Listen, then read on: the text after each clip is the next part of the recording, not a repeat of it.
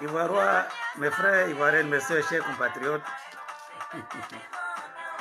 c'est une grande joie qui m'anime de vous retrouver.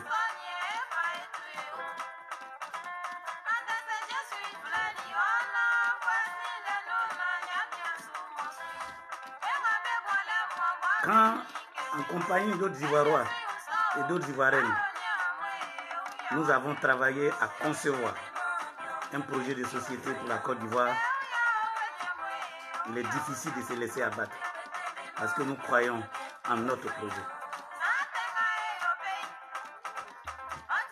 Vous voyez, le leadership, dans son explication profonde mais simple, est un foyer à 3 piliers. Il faut d'abord le leader, homme charismatique, sage, intelligent. Ensuite, il faut un projet. Si le leader charismatique existe, car c'est Dr Israël Ngoran, votre serviteur, votre humble serviteur, le projet de société lui aussi, il existe. 124 pages, facile à lire. Qu'est-ce qui nous manque? Le peuple. Nous venons donc ici à la conquête de ce peuple. Nous venons à la conquête du peuple ivoiriois. Les vieilles méthodes sont dépassées. Nous avons un peuple intelligible et intelligent, à qui nous pouvons expliquer nos projets pour que ce peuple adhère. Et nous avons foi que si l'on nous laisse tranquille faire notre travail, ce peuple comprendra. C'est pourquoi je voudrais vous saluer, vous tous, de votre présence massive ce matin. C'est une grande joie. Lorsque vous faites la politique, il y a des aléas. Il faut les assumer, les gérer et les oublier. L'avenir de la Côte d'Ivoire n'en vaut pas la peine. C'est pour ça que nous allons commencer avec notre thème d'aujourd'hui.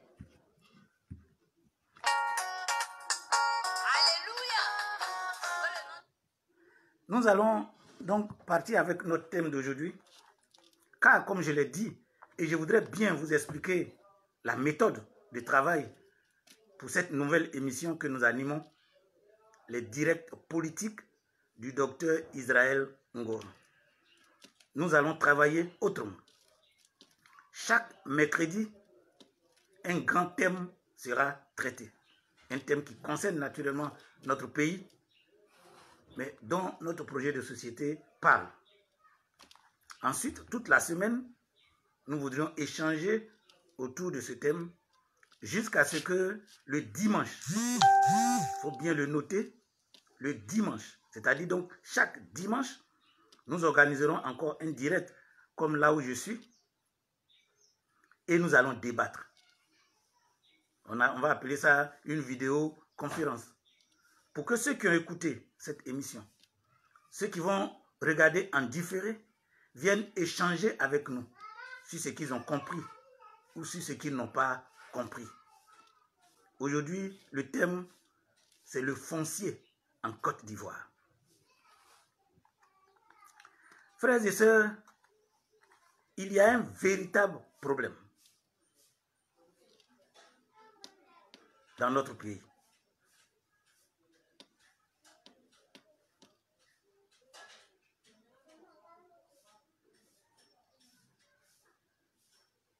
Un gros problème. C'est le problème du foncier. Souvenez-vous que la crise identitaire nous a fait très mal. Pourquoi? Frères et sœurs, gouverner,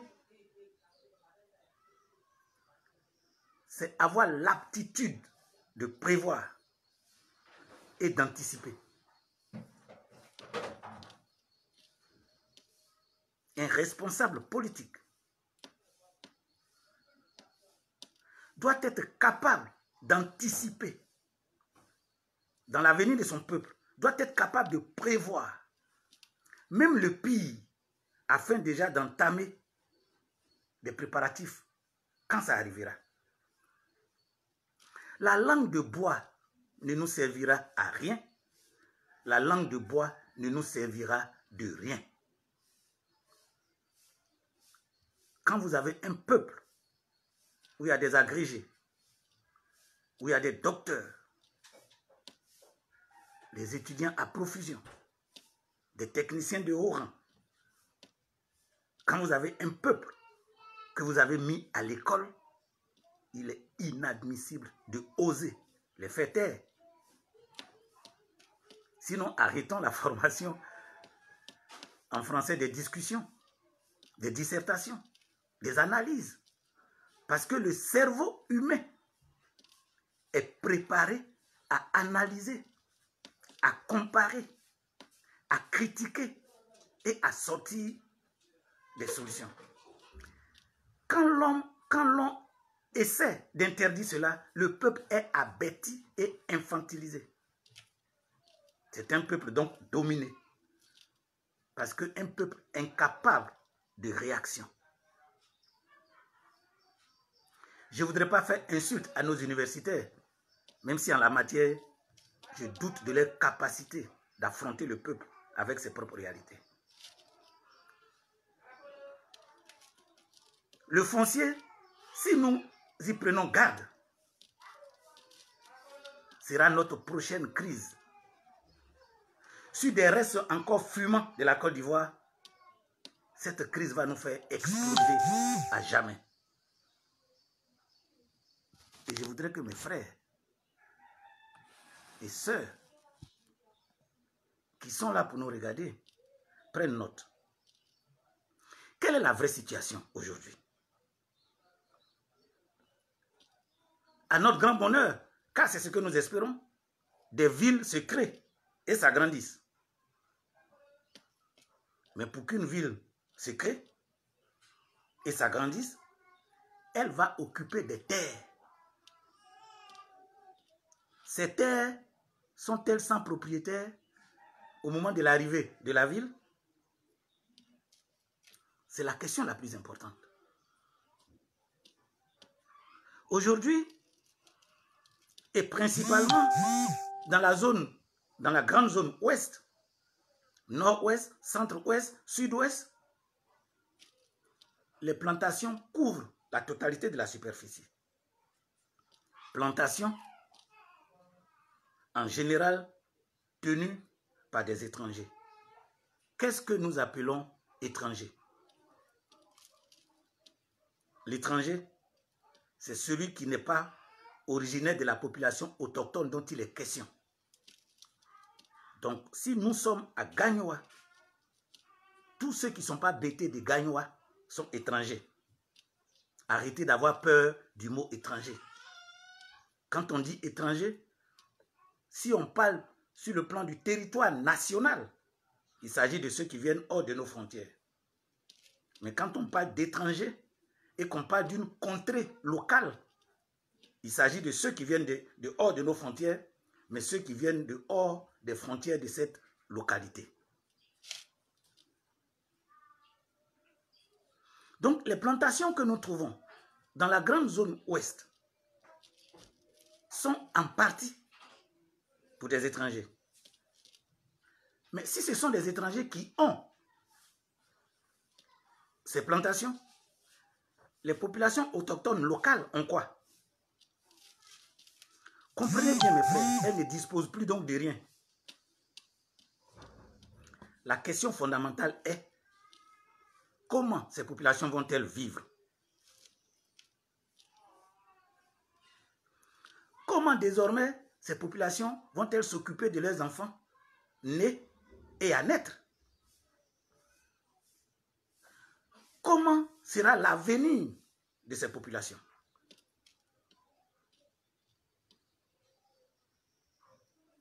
Comment sera leur avenir? Je précise toujours qu'un être humain sans espérance est un danger pour lui-même, pour sa communauté et pour son pays. Quand un être humain n'a plus d'espérance, il devient un danger pour lui-même et il est un danger pour sa communauté.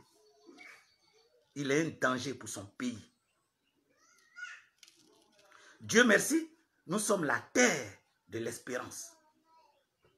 C'est-à-dire que toute politique, tout discours politique doit communiquer à chaque Ivoirien, à chaque Ivoirienne, l'espérance d'un lendemain meilleur. C'est ce qui procure la paix dans un pays. Savoir que mon lendemain est meilleur.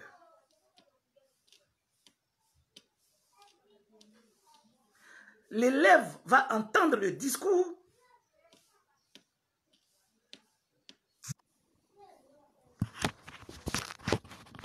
Dommage que quelqu'un essaie de nous appeler. Il faut qu'on s'habitue que lorsque les directs commencent, qu'on évite donc de nous appeler.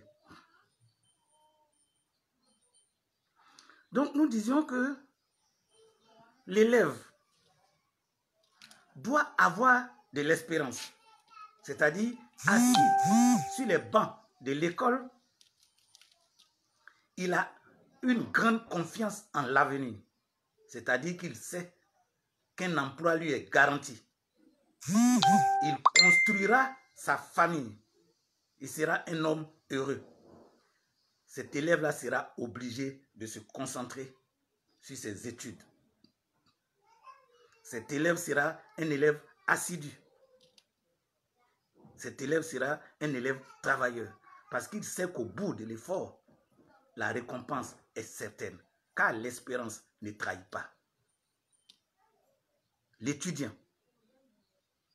qu'il soit de l'université ou des grandes écoles, qu'il prépare un DEA ou un BTS, sait que le pays dans lequel il vit, il va trouver de l'emploi. C'est un être apaisé, en pleine confiance de l'avenir. Les grèves ne l'intéresseront pas. Il ne prendra pas de machette pour découper qui que ce soit. Parce qu'il a conscience que sa place dans la société existe. Et qu'en tant qu'être humain, son pays lui offre le meilleur. C'est comme ça qu'on obtient un pays de paix. Et naturellement un pays prospère. C'est loin d'être le cas aujourd'hui dans le domaine du foncier. Parce que tout le monde manque cette confiance en l'avenir quand il est question de la terre. Et nous ne voyons pas des solutions pointer leur nez à l'horizon. Dieu merci, le Revas est là aujourd'hui pour vous faire ces propositions. Mais avant, nous voudrions être très clairs.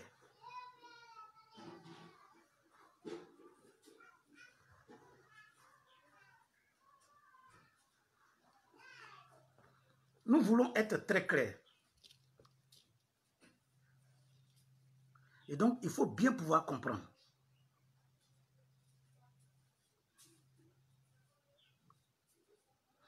Qui est propriétaire de terre? Excusez-moi de me lever 2 secondes, je vais laisser un document un peu loin. Il y a eu 2 grandes assertions qui ont traversé des temps en Côte d'Ivoire sous l'ère du premier président. Il était dit que la terre appartient à celui qui la met en valeur. Les gens ont accepté.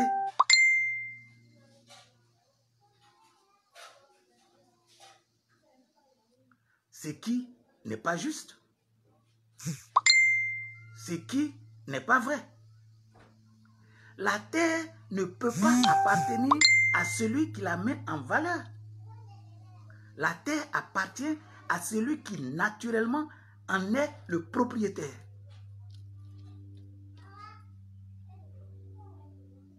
Vous comprenez? Donc cette assertion a été une mauvaise politique qui aujourd'hui met la Côte d'Ivoire en difficulté. Parce que qu'est-ce que cela veut dire? Cela veut dire que MBT, parce que dès qu'on utilise le terme étranger, les gens tremblent. Mais ce mot existe, on l'utilisera toujours. Lorsqu'un MBT arrive à Didier V, il est étranger à Didier V.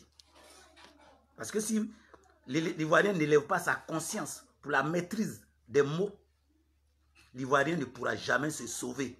Parce que ce sera des poltrons, des gens qui n'auront jamais la responsabilité de prise de parole et qui ne sauront jamais défendre leurs intérêts.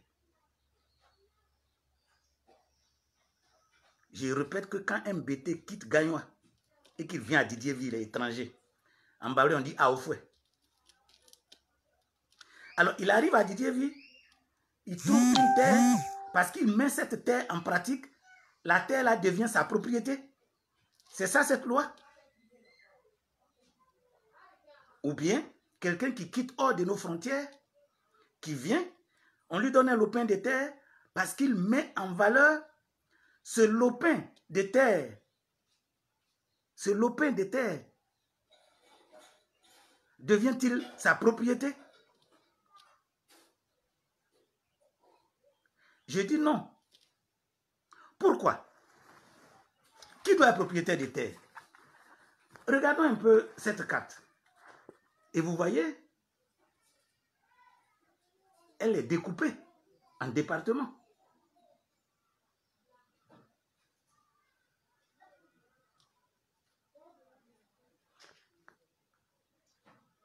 Vous comprenez?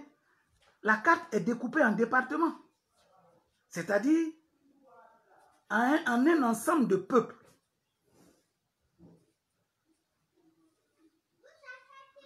En un ensemble de peuples. Lorsque ce territoire carré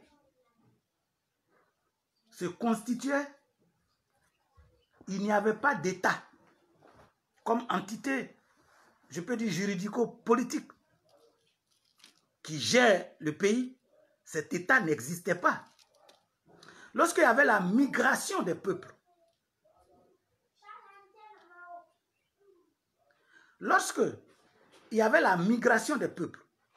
c'est-à-dire le groupe qu'on appelle Gour, quand ils entraient sur le territoire qui est devenu le leur aujourd'hui qu'on appelle le territoire ivoiriois, ils n'avaient pas de gouvernement. C'est des hommes qui souvent ont fui des querelles de famille et dans le besoin expansionniste de l'homme sont venus sur un nouveau territoire. Lorsqu'ils sont venus, ils se sont installés, ils se sont accaparés ces terres. Les terres sont les terres des familles qui sont mitoyennes les unes des autres. Donc, lorsque vous prenez un département, les terres sont déjà partagées aux différentes familles. C'est une vérité historique. Lorsque les Akans sont arrivés, c'est la même chose. Ceux qui sont venus de l'ancien Koumassi, que ce soit ceux qui sont restés vers le Ghana, ou ceux qui sont venus en profondeur jusqu'au sud, au fur et à mesure qu'ils venaient, c'était le besoin de se loger, de s'approprier des terres, puisque l'on vit des terres. Ainsi, quand la migration s'est arrêtée, que même les guerres entre eux sont finies, et que les alliances sont nées, et que le pays s'est appelé Côte d'Ivoire, chacun avait son lopin de terre. De sorte que lorsque vous arrivez dans un village, il y a des propriétaires de terre et l'ensemble des propriétés du village sont la propriété du village. On dira les terres de Ouagayo. Mais quand on entre à Ouagayo, il va avoir les terres de Seri, il va avoir les terres de Gbagbo, il va avoir les terres des uns et des autres. Du coup, Ouagayo va faire frontière avec une autre contrée. C'est ainsi que nous avions nos terres. Jusqu'à ce que le colon arrive et que la notion d'État moderne que nous connaissons apparaisse. Du coup, on vient nous dire que l'État est propriétaire des terres. Mais l'État, c'est qui? Si nous considérons le pays, la population comme une association, l'État n'est que le bureau exécutif qui gère les biens des uns et des autres. Comparons l'État à une mutuelle de développement.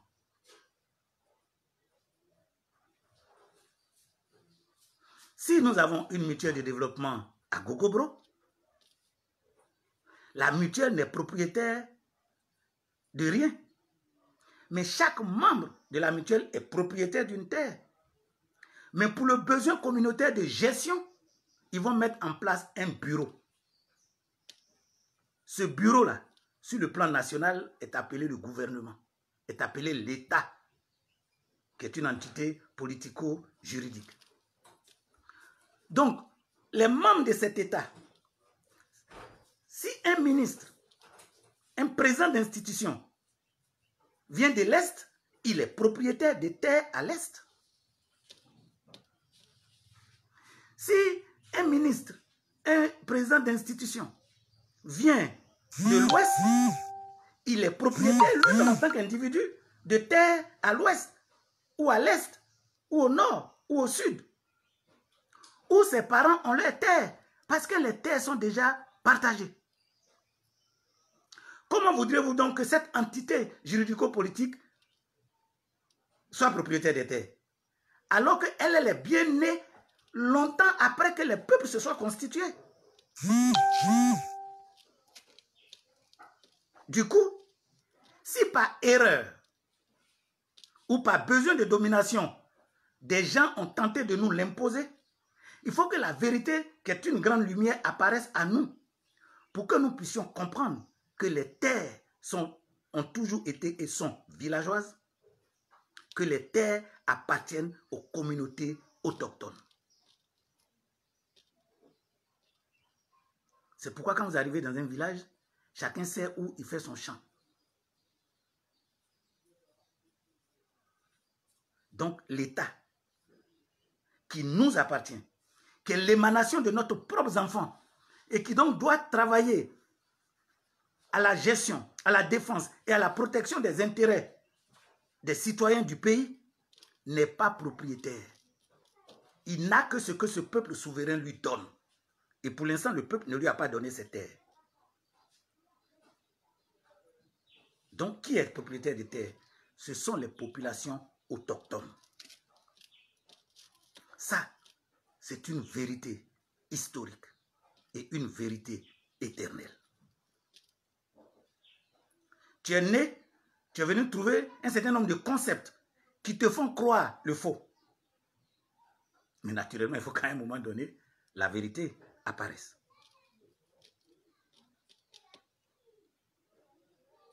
Donc, il y a un sort qui vient de tirage au sort qui nous a donné à l'origine chacun nos terres. Moi, je viens de Didier Vie. Plus particulièrement de Nglobo. Parce que je suis ivoirien, pardon, ivoirois. Et en tant qu'Ivoirois, j'ai mon cordon ombilical qui est enterré ici. Je viens de Nglobo. Et à Nglobo, on a nos terres. Je connais les limites des miennes et je connais mes voisins. C'est pourquoi je protège mes terres d'eux. Et très souvent, nous plantons des arbres qui sont indestructibles par le feu à ces frontières pour qu'on puisse les identifier. Mais ce que l'Ivoirois ne semble pas comprendre lorsque je parle, parce que l'Ivoirois a très souvent choisi de vivre comme poltron et hypocrite plutôt qu'un être digne dans la vérité. J'ai dit, quand je quitte Didier Vie et que je vais à Iré-Ouata, je suis étranger à Iré.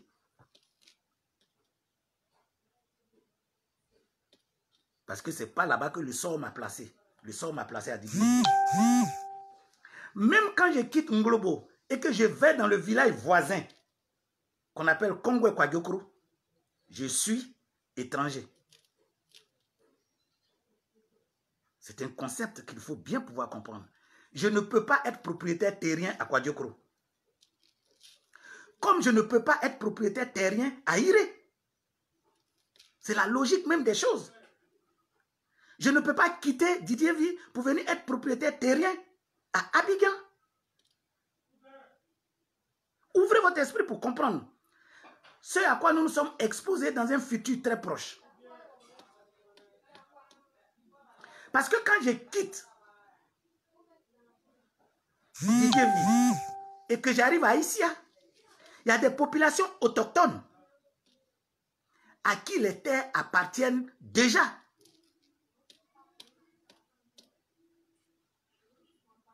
Donc quand j'arrive, je n'ai pas de terre.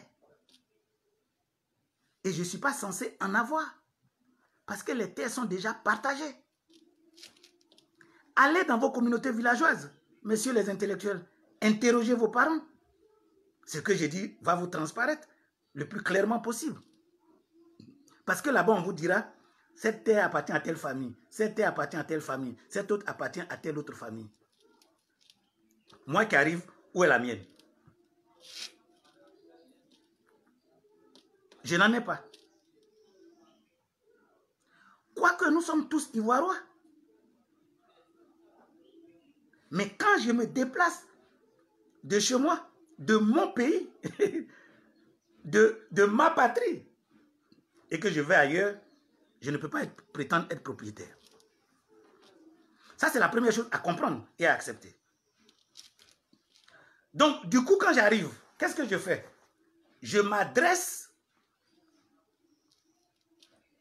au propriétaire terrien pour lui demander la terre.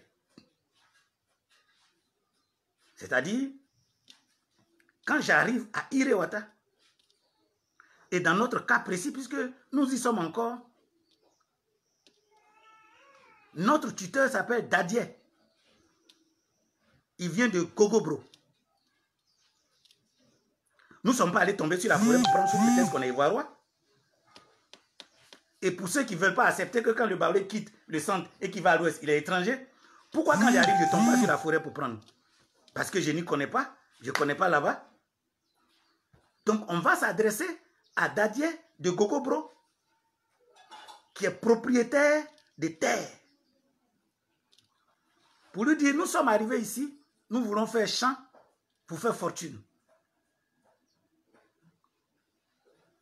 Et généreusement, Dadier va nous donner de la terre.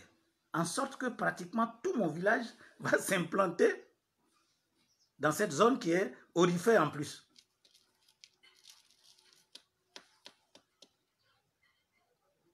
Ok? Donc, je ne suis pas propriétaire des terres. Qui est propriétaire des terres? C'est Dadier.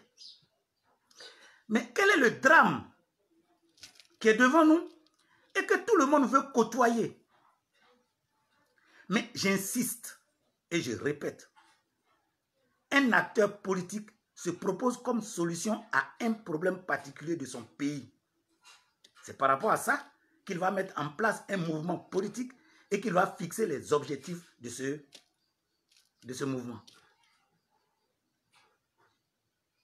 Le REVAS, que le parti politique du retour aux valeurs sources, nous dit que si nous ne retournons pas dans nos valeurs, qu'on pourrait même appeler ancestrales, si nous ne retournons pas dans nos valeurs pour aller puiser toutes ces connaissances de la vie communautaire,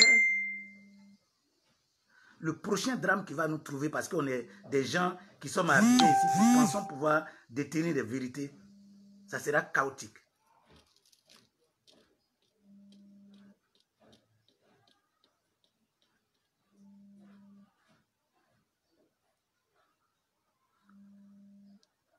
Dadje nous a donné ces terres. Nous étions dans les années 65, 66, 67, 68, et nous y sommes encore. Aujourd'hui, après 56 ans, après 56 ans, après même 60 ans, les petits-enfants de Dadje ont grandi. Ils se savent propriétaires des terres. Et aussi, ils ont envie d'entreprendre. Ils arrivent à Gogobro et on leur dit que vous n'avez plus de terre. Pourquoi vous n'avez plus de terre? On va dire, les étrangers là ont occupé vos terres.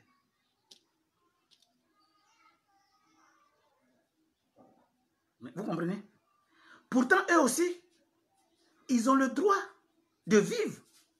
Et comme nous sommes un peuple agricole, nous vivons de nos terres. Parce que, entre-temps, là où il faut aller puiser dans les entrailles de l'honnêteté, tous ceux qui sont allés occuper les terres à l'ouest pour faire leurs plantations n'ont pas attribué eux leurs terres qui sont au village à quelqu'un. Quand ils retournent, c'est leur terre. Si ces choses ne sont pas sues, il faut pouvoir leur expliquer et qu'il faut que les gens comprennent.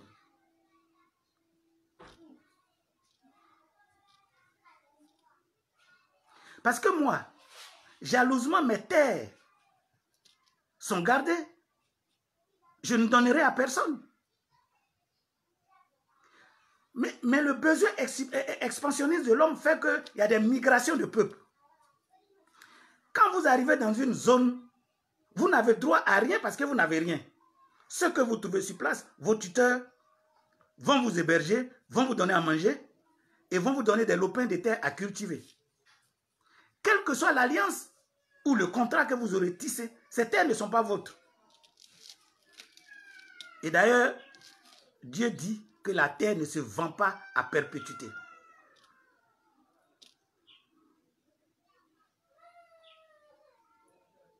La terre ne se vend pas à perpétuité. Parce que quiconque a sa terre a toujours le droit de rachat sur ses terres. Parce qu'il vit de sa terre. C'est sur cette vérité que le REVAS propose la chose suivante. Le REVAS propose que désormais il soit clairement défini le concept d'exploitant et le concept de propriétaire de terre. Je répète, parce que nous voulons anticiper et que nous voulons régler les vrais problèmes, nous proposons et nous appelons le peuple à nous faire confiance pour nous confier ce suffrage. Parce que ce qu'il est bon de faire aujourd'hui, à notre temps, pour éteindre le feu, c'est qu'il y ait un concept clair de propriétaire de terre et un autre très clair d'exploitant de terre. Nous allons expliciter notre pensée en prenant des exemples clairs. Lorsque vous prenez un propriétaire terrien qui a sur ses terres peut-être 50 planteurs, lui-même n'a plus de terre. Ça, nous le savons. Ceux qui sont planteurs le savent. Il n'a même pas un lopin de terre pour manger. Et le problème que nous posons est social et humain.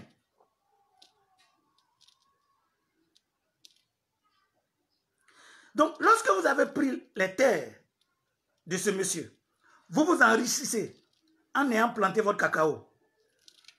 Vous évacuez votre argent chez vous. Lui, il a quoi? Rien. Comment fait-il pour mettre ses enfants à l'école? Il est souvent dans la dette. J'ai connu des propriétaires terriens à l'ouest qui sont morts sans tapette. C'est là qu'est venu notre désir de régler ce problème. Que proposons-nous?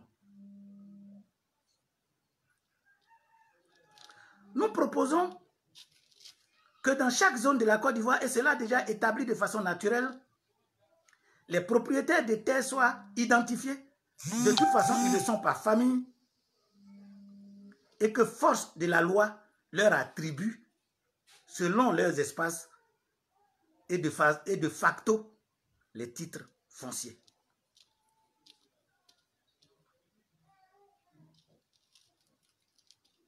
Et de facto, les titres fonciers. De sorte que je sois Baolé ou Guinéen, quand j'arrive à Daloa, je ne peux pas être propriétaire de terre, je serai juste exploitant de terre. Les terres qui me seront mises à disposition, je vais les exploiter. Faire fortune, certainement, c'est mon but. Mais pendant que je fais fortune, le propriétaire ne paie pas. Pendant que nous, la cinquantaine de planteurs qui occupons son espace, feront fortune, lui, il ne perdra pas. Étant entendu que s'il veut, il renouvelle les contrats, si nous vivons bien avec lui. S'il veut, il ne renouvelle pas ses contrats. Ce que nous demandons à l'État, c'est d'ouvrir les yeux sur le sujet et d'encadrer des lois très claires. Là, nous sommes dans ce qu'on appelle le foncier rural. J'ai besoin de faire mon champ de café. Je vais à Saint-Fra parce qu'il y a de la forêt. Et je trouve un propriétaire de terre, je lui dis que j'ai besoin de 3 hectares pour faire mon champ de café ou de cacao. Nous devons convenir sous l'encadrement de l'État d'un contrat. Je crois qu'on parle de contrat viager. Les techniciens trouveront les bons mots. Nous posons le problème politique. Il peut me dire, bon ben, je t'accorde peut-être 20 ans pour exploiter ma terre. Nous convenons de ce qu'il gagnera lui-même par an. C'est un contrat entre nous. Au bout des 20 ans, je peux lui rendre sa terre s'il en a besoin. Il n'aura pas de querelle. Parce que c'est sa terre. Parce que c'est sa terre. Et quand je retourne à Boaké, je m'en vais retrouver moi, mes terres.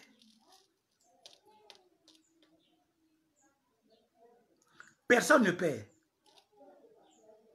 Si je récolte 10 tonnes de cacao par an et que dans notre contrat, je dois lui donner les revenus d'1 tonne de cacao pour que lui aussi puisse vivre, où est le mal à cela?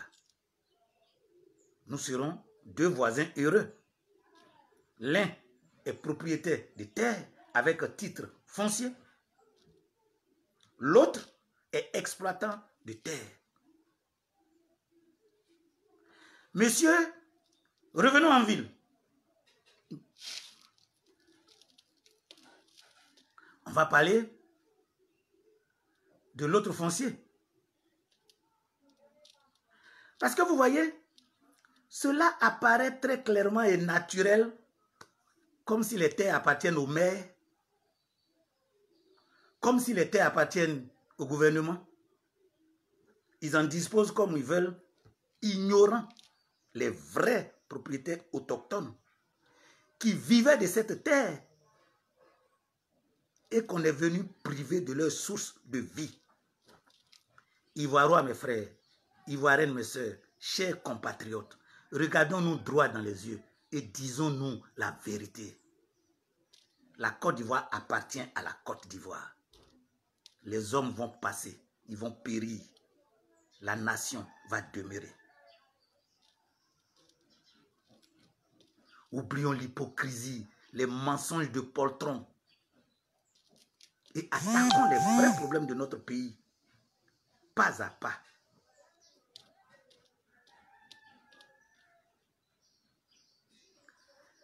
Avant de m'étendre vers Abidjan, je vais simplifier en prenant une petite localité.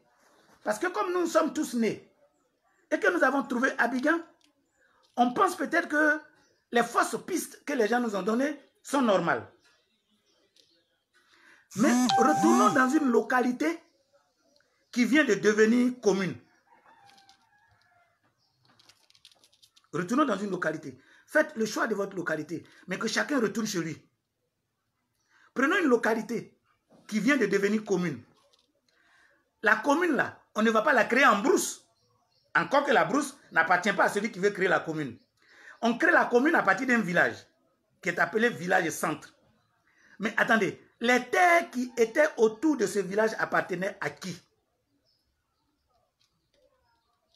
La vérité historique recommande d'accepter que les terres qui sont autour de Kondrokro-Gassano appartiennent aux différentes familles qui ont composé Kondrokro-Gassano. Vous décrétez que Kondrokro-Gassano devient une commune. Bravo, on va voir le développement. Enfin, si ça sait venir. Est-ce que vous comprenez? Vous définissez automatiquement un rayon de la commune. Disons peut-être 5 km. Ça veut dire que tout autour du village, vous allez prendre une bande de 5 km de terre. Ça veut dire que des familles entières vont perdre leur source de vie. Ça veut dire que des familles entières, sur cette bande de 5 km tout autour du village, vont perdre leur source de vie. Parce que nous sommes pauvres, nous vivons de nos terres. Nous plantons igname, nous plantons gombo, nous plantons aubergine, nous plantons manioc. Nous faisons nos petits pièges pour attraper les rongeurs. C'est de ça que nous vivons. Et moi, ma terre se trouve dans la bande des 5 km que vous avez utilisé pour faire la commune. Donc je n'ai plus de terre. La question que nous devons nous poser entre Ivoirois, c'est le monsieur là, lui mange quoi maintenant? Il vit comment? Sa femme, ses enfants. Toute sa descendance qui vient d'être privée de sa terre, eux, ils vont vivre comment? Le Revas dit que nous ne devons pas ignorer un tel homme et sa descendance. Le Revas dit la mairie qui va s'installer va vendre ses terres ou disons va exploiter ses terres. Ils vont vendre les terrains pour que les gens construisent des maisons. Ils vont prélever à vie des impôts. Le Revas dit dans les impôts que vous prélevez, donnez de quoi à vivre à ceux qui ont été expropriés. Voici ce que le Revas dit.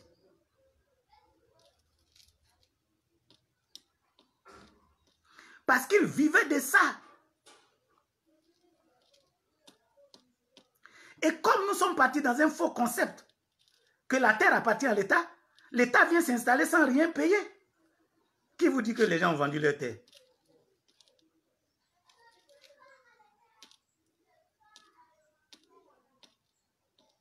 Vous comprenez?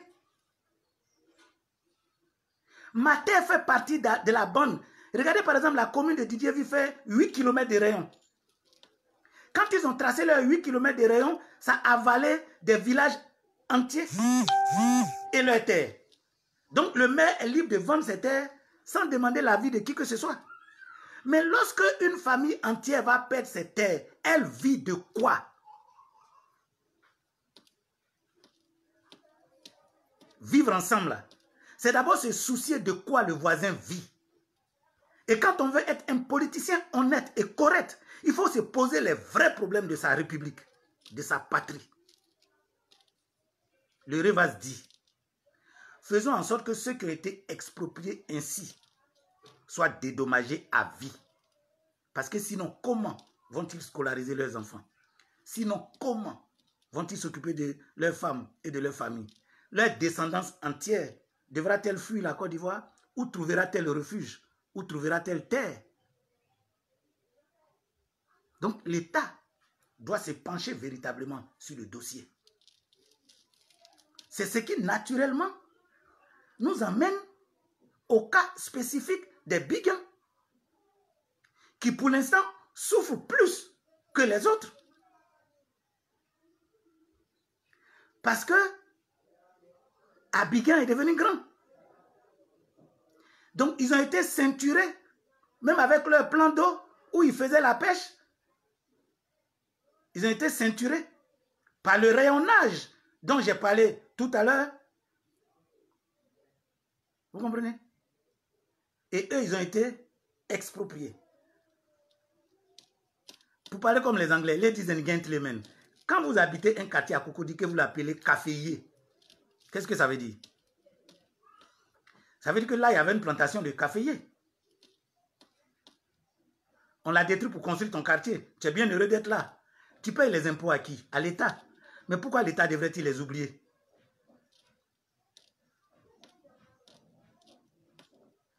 Un temps, la lumière n'est pas apparue aux Ivoiriens. Mais la lumière est là. Comportons-nous comme des hommes et des femmes de lumière. Posons correctement nos problèmes. Alors, j'ai dit, en commençant par Abidjan, identifions les propriétaires de terre du centre du plateau jusqu'à l'extension de Benjerville partout. Identifions les propriétaires de terre et que l'État encadre le contrat qu'il faut pour que ces hommes et ces femmes qui ont été dépouillés puissent vivre décemment. Car tous, nous avons le droit à la vie.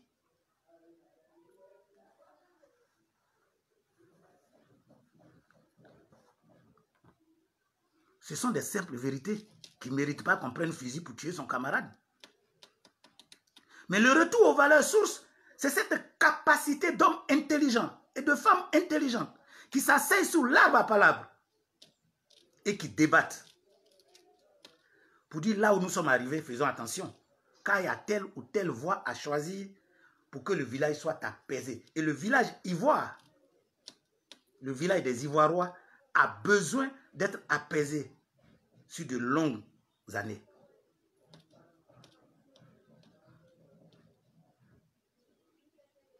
Du coup, que tu viennes de l'intérieur de la Côte d'Ivoire ou que tu viennes de l'extérieur de la Côte d'Ivoire, si tu dois travailler sur une terre, tu n'es qu'exploitant de la terre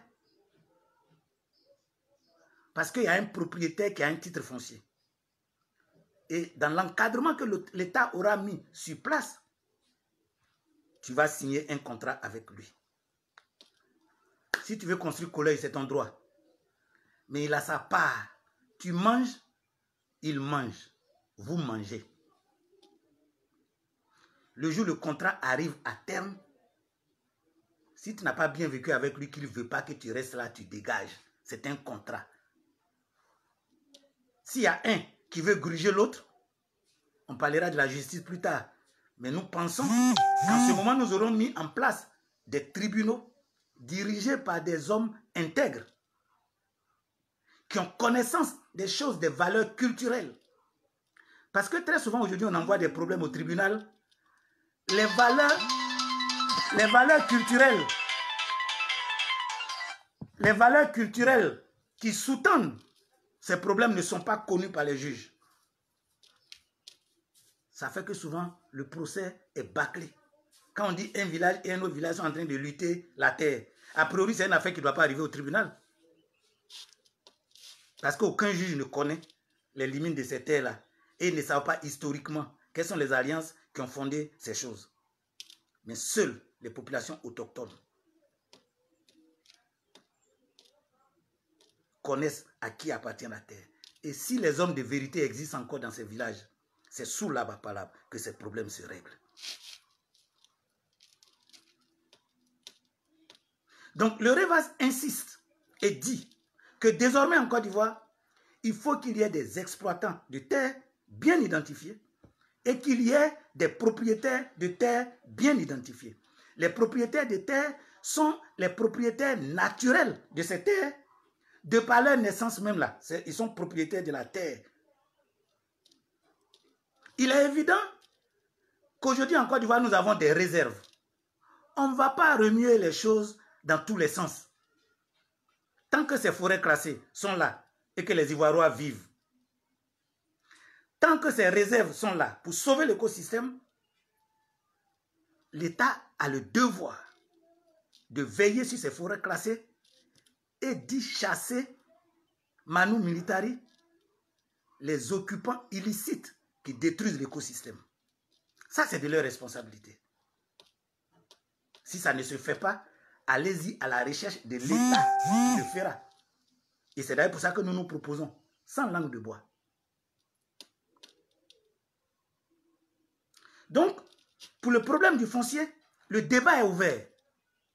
Et les propositions du Revas sont claires. Sur mes terres en globo, je dois avoir mon titre foncier de facto.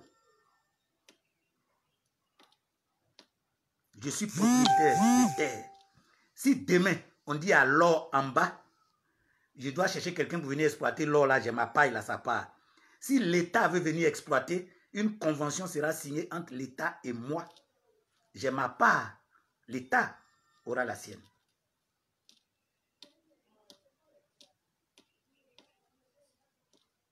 Donc, vous comprenez. On va conclure. Mais revenons à la terre des hommes de Gogobro. Je vous ai dit que c'était une zone aurifère. Et nous, notre campement s'appelait Bonikro. Et la mine d'or qui est là-bas aujourd'hui s'appelle la mine d'or de Bonikro. L'un des propriétaires des terres, parce que c'est un ensemble de terres, c'est M. Dadier de Gogobro. Qu'est-ce que sa famille gagne aujourd'hui? C'est-à-dire,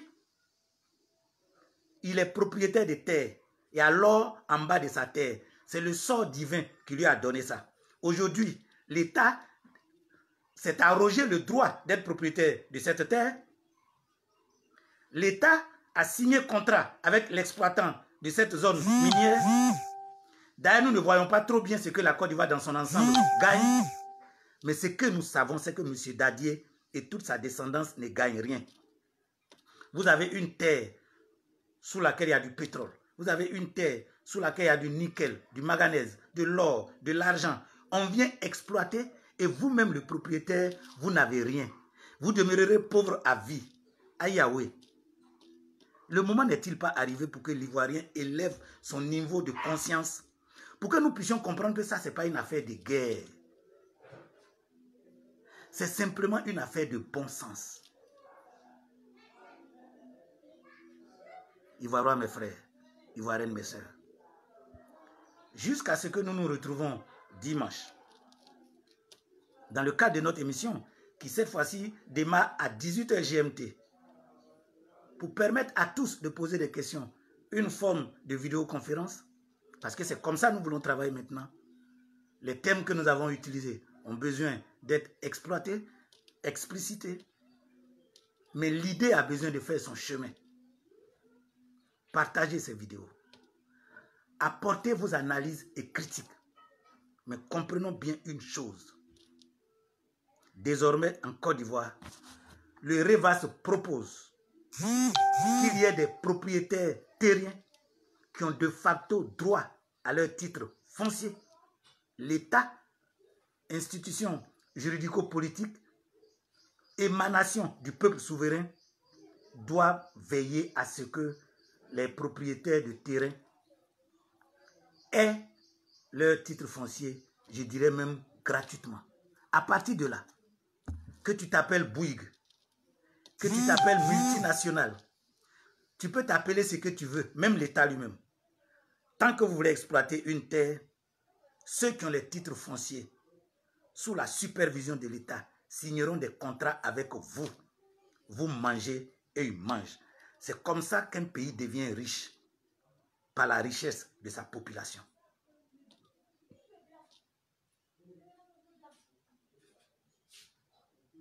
Ivoiriens, mes frères,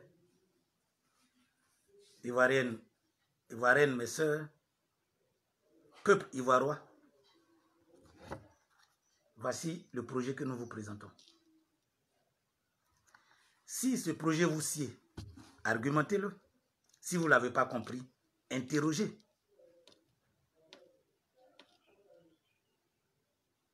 Mais il faut que notre pays vive en paix.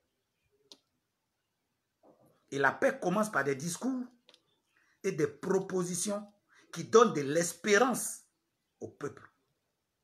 Et sur le foncier, nous voulons donner de l'espérance aux propriétaires terriens. Nous voulons donner de l'espérance aux exploitants de terre. C'est ici que nous arrêtons. Rendez-vous dimanche pour la vidéoconférence afin d'expliciter ce qui reste à expliciter. C'était les directs politiques du docteur Israël Ngoran. Paix et joie à la Côte d'Ivoire. Et à bientôt.